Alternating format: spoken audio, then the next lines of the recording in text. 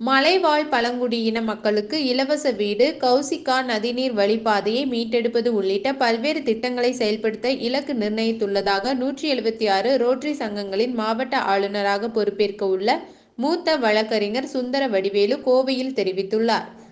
கோவை மற்றும் கேரள மாநிலத்தின் பாலக்காடு, திரிசூர், கொச்சின் போன்ற முக்கிய நகரங்களில் உள்ள ரோட்டரி கிளை சங்கங்களை இணைத்து ரோட்டரி கிளப் 3201 செயல்பட்டு வருகிறது.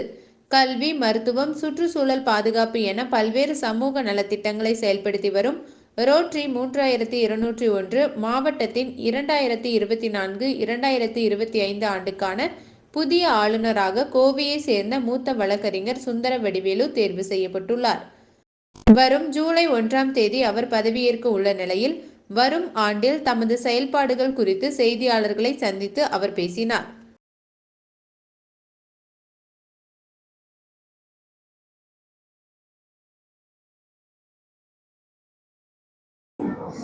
ஒன்னாம் தேதி ஜூலை 2024 மாலை 6 மணி அளவில் கோவையில் ஈச்சனாரியில் உள்ள செல்வ மகாலில்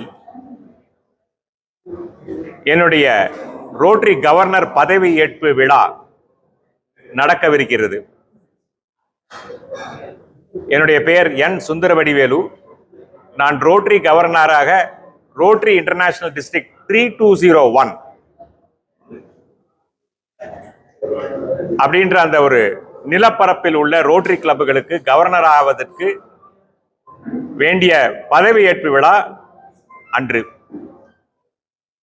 இந்த ரோட்டரி இன்டர்நேஷனல் டிஸ்ட்ரிக்ட் 3201 அப்படின்ற அந்த நிலப்பரப்பளவு எது என்றால், கோவை மாநகரம், கேரளாவில் உள்ள பாலக்காடு, திருச்சூர், எர்ணாகுளம், கொச்சின், மூவாட்டுப்புழா, இடுக்கி டிஸ்ட்ரிக்ட் ஆகிய இடங்களாகும். இந்த இடங்களில் 176 ரோட்டரி கிளப்புகள் இருக்கின்றன. இவற்றில் 8000க்கு மேற்பட்ட மெம்பர்ஸ் இந்த ரோட்டரி ஆர்கனைசேஷன்ல இருக்கிறாங்க. இந்த